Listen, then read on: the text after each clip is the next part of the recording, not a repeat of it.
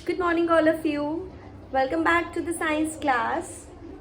I will quickly recap what we have already studied, okay? And after that, we will move forward, okay?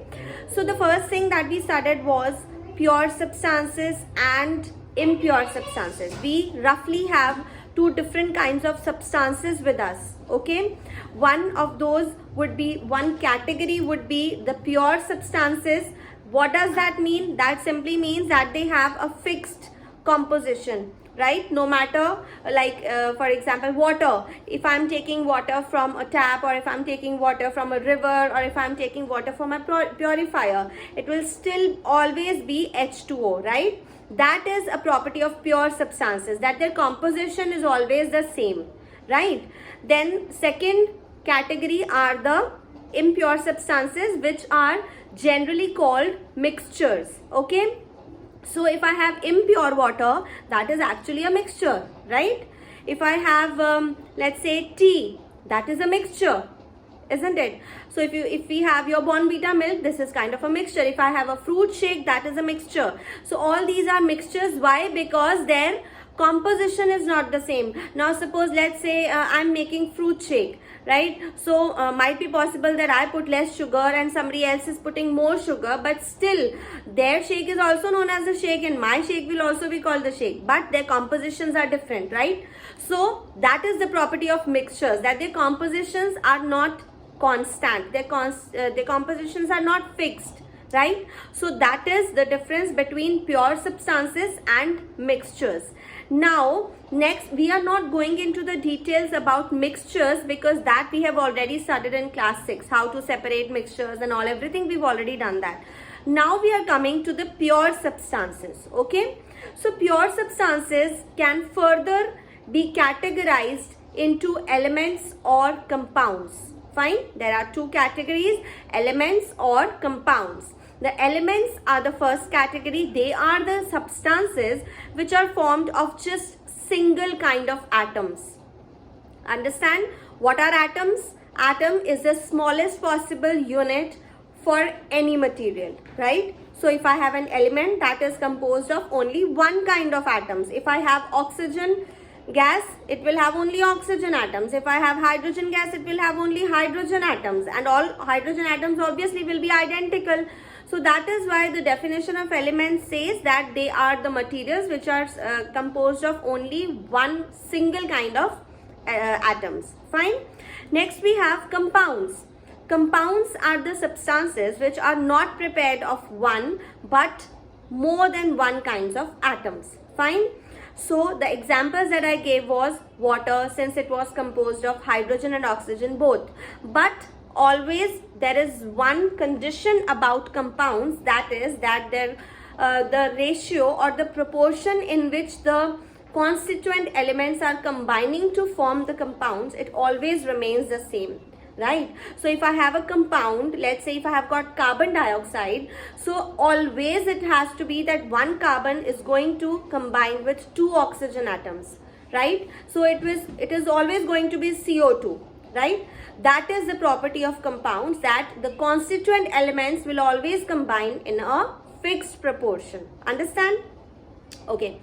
Next topic was molecules. What are molecules? Molecules are the smallest possible stable unit for any element or compound. Atoms were the smallest possible units, but they were not stable units. Okay. Atoms cannot exist independently. Understand? So the only difference between atoms and molecules is that molecules are composed of atoms, right? And the thing is that atoms cannot exist, like there are just a few elements jinke atoms can exist independently. Otherwise all the atoms cannot exist independently. They exist in a combined state with the atoms of the same kind or the atoms of the different kind to form what we call a molecule. Understand? So molecules are the smallest possible stable units for any given element or compound. Understand? So we gave you examples about the molecules of elements. Remember, H2, O2, N2, P4, right? All these were the molecules of elements since they are composed of just one kind of atoms. Then we had molecules of the compounds like H2O will be comprised of 2 hydrogen atoms, 1 oxygen atom. Carbon dioxide, 1 carbon atom, 2 oxygen atoms. Glucose, C6H12O6, 6 carbon atoms, 12 hydrogen atoms, and again 6 oxygen atoms, right? So molecules have a fixed proportion, right, of the elements, of the atoms, I should say, of the atoms which are combining together, right? And when we represent the molecules with the help of the chemical symbols of the elements and also the proportion used, we call them the chemical formula. Remember, when I'm writing C6H12O6, when I'm writing this for glucose, this is the chemical formula for glucose, for one molecule of glucose. Understand?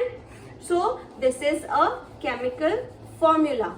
Chemical symbols were the short forms.